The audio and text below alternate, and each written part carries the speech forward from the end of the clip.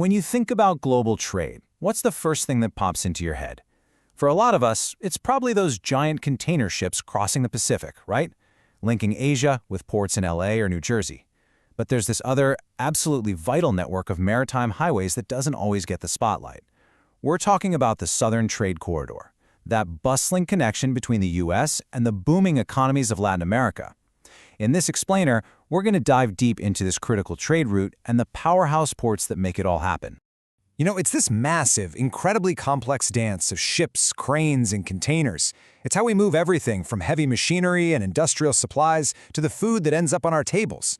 But you have to wonder, how does it actually work? How do all these goods travel thousands of miles to get where they need to go? Well, the answer is these colossal gateways, and they are so much more than just dots on a map.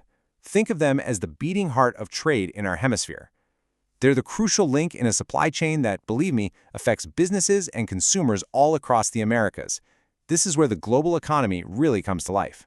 So, what's on the docket for today? First, we'll take a look at America's southern trade arteries. Then we're going to rank the top 10 powerhouse ports in the region. After that, we'll put the spotlight on Brazil's Port of Santos, and you'll see why. We'll also check out its incredible plan for expansion, and finally, we'll talk about why bigger, better ports actually matter to all of us. Let's get into it. Okay, so who are the heavy hitters in this massive logistical game? Which ports are handling the absolutely immense flow of goods that powers trade between the Americas? To figure that out, we need a really solid source. And for that, we're not just guessing. We're turning to the Lloyd's List 100 Ports 2025 ranking. Now, this isn't just some list. This is the gold standard for measuring port performance. It gives us a crystal clear picture of who is really at the center of all the action. And here they are, the top 10 powerhouse ports of Latin America. Right at the top, you've got Santos, Brazil, handling almost 5.5 million TEUs. And a TEU, by the way, is basically one standard shipping container. So yeah, we're talking about a staggering amount of stuff. But look who's right behind them, Panama, with Colón and Balboa at numbers 2 and 3. No surprise there, given the canal. But what's really wild are the growth rates. I mean, look at number 8, Lázaro Cárdenas in Mexico, a massive 28.8% jump in just 1 year. This isn't just a busy region. It's a region that is absolutely booming. Okay, now that we've seen the whole lineup, let's zoom in on the undisputed champion of South American trade, the Port of Santos. What exactly makes this Brazilian behemoth number one? Let's take a closer look. It all starts with this number, nearly 5.5 million containers. That's just a mind-boggling figure. To try and put that in perspective for you, if you lined up all those containers from just 1 year, end to end, they would stretch over 21,000 miles. That's long enough to circle almost the entire planet. Wow. But the number of containers is only part of the story. The port moved a record 186.4 million tons of cargo in total. So what's in all those boxes? Well, this gives us a pretty clear picture. Santos is basically the main artery for Brazil's massive agricultural exports. We're talking huge amounts of soybeans, sugar, and corn. And what's coming in? The very stuff needed to power that machine, like fertilizers, plus the fuel for the whole economy. And check this out, its main trading partner is China, making up almost 30% of all cargo. That really shows its global reach. And this success didn't just happen by accident. The president of the Santos Port Authority, Anderson Pamini, says it's all about resilience and smart investments in infrastructure. In other words, this port didn't just get lucky. Its leadership is the result of some serious strategic planning and execution.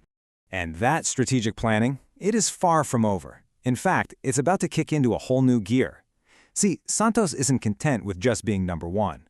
They are actively engineering their future dominance with a blueprint for expansion that is just, wow, it's ambitious. They know that future growth requires a lot more than just being efficient today.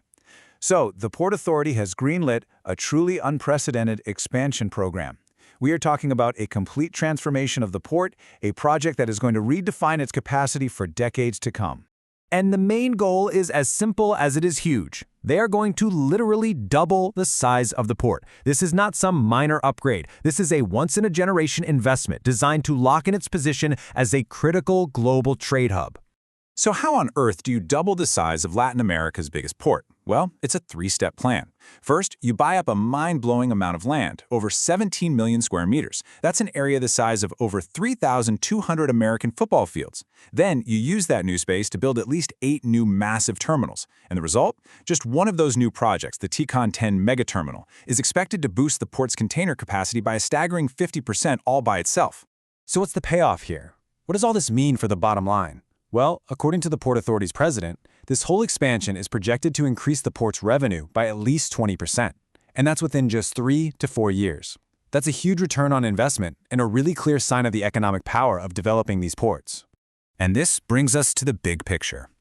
You know, a massive construction project in Brazil might feel a little distant, but the reality is the impact of bigger, more efficient ports is felt all over the world. It creates this ripple effect that touches businesses and consumers everywhere.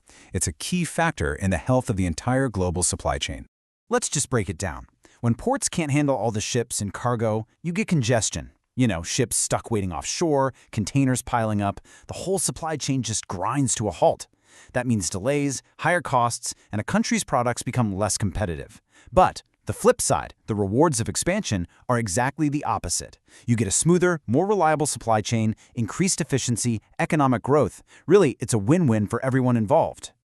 So what's the bottom line here? A bigger, more efficient Port of Santos isn't just good for Brazil, it's good for the entire global economy. It means fewer bottlenecks, more reliable trade, and a stronger, more resilient global supply chain for all of us.